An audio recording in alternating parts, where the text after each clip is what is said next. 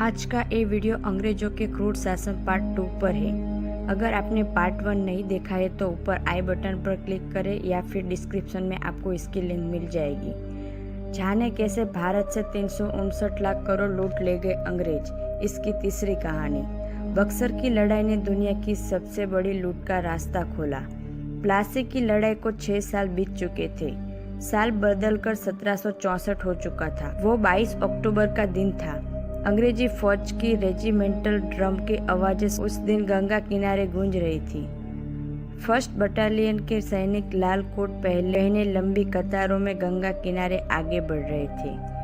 बीच बीच में आम के पेड़ों के बगीचे और छोटे छोटे गांव थे। जगह थी आज के बिहार का बक्सर। इस मोर्चे के लिए ईस्ट इंडिया कंपनी ने कलकत्ता से फ्रेश रेजिमेंट बुलाई थी। पूरी टुकड़ी को लीड कर रहा था 38 साल का एक यंग ब्रिटिश ऑफिसर, नाम था मेजर हेक्टर मुनारो। दूसरी ओर थे बंगाल के नवाब मीर कासिम, अवध के नवाब शुजा उद दौला और मुगल बादशाह शाह आलम द्वितीय। इस लड़ाई में भी ईस्ट इंडिया कंपनी की जीत हुई।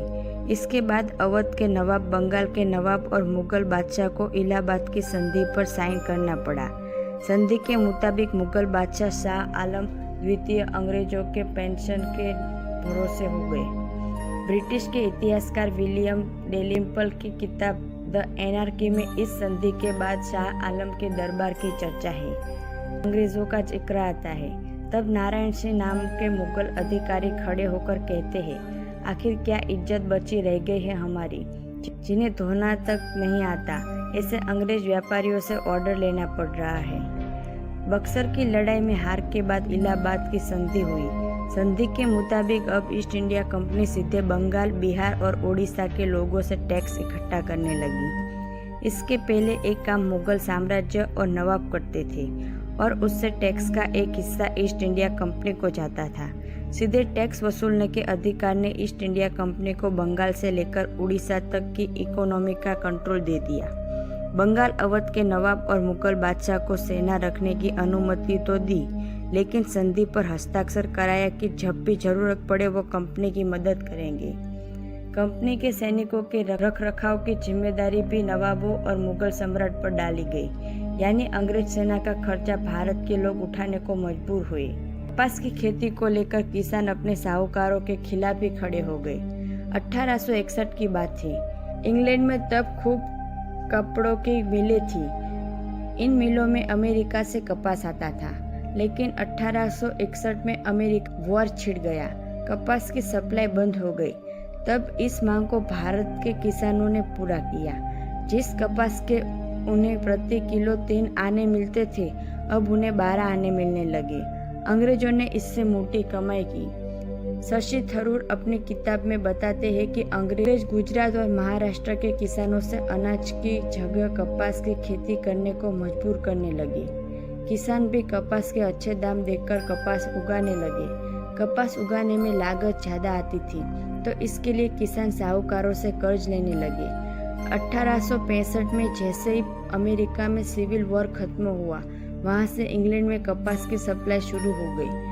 नतीजा, अंग्रेजों ने भारत से कपास खरीदना कम कर दिया। इससे किसानों की फसल बिकनी बंद हो गई। साहूकार कपास खरीदने से मना करने लगे, लिहाजा किसान पूरी तरह कर्ज में डूब गए। ऊपर से धान, गेहूं जैसी अनाजों की पैदावार भी उनके पास नहीं बची। तब साहूकार किसानों का अपने पास रखते थे।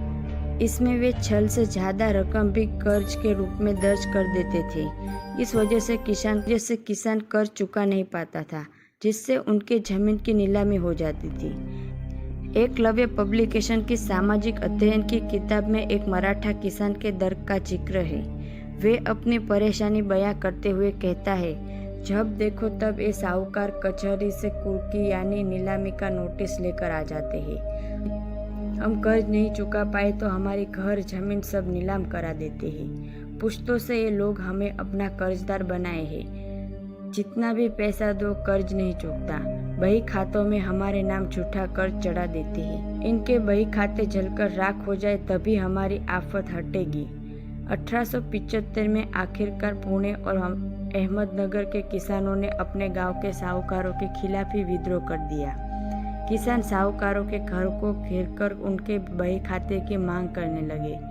साहूकार मना करते तो किसान उनका घर जला देते। गांव के बाकी लोगों ने भी किसानों का साथ दिया। ये अंग्रेजों की सोची समझी साजिश थी। इससे पहले अंग्रेज साहूकार से कपास खरीदते थे, उन्हें ज़्यादा रकम देनी पड़ती थी, लेकिन अब वे सीधे किसानों से औने पौने दामों पर कपास खरीदने लगे। यानी वे एक तरह से मुफ्त में भारत से कच्चा माल ले जाते और फिर कपड़े बनाकर महंगे दामों पर भारत के लोगों को ही बेचते। ये थे कुछ क्रूर अंग्रेज शासन से जुड़े तथ्य। ऐसे इंटरेस्टिंग वीडियो के लिए चैनल को सब्सक्राइब करें एंड वीडियो को लाइक एंड शेयर करें।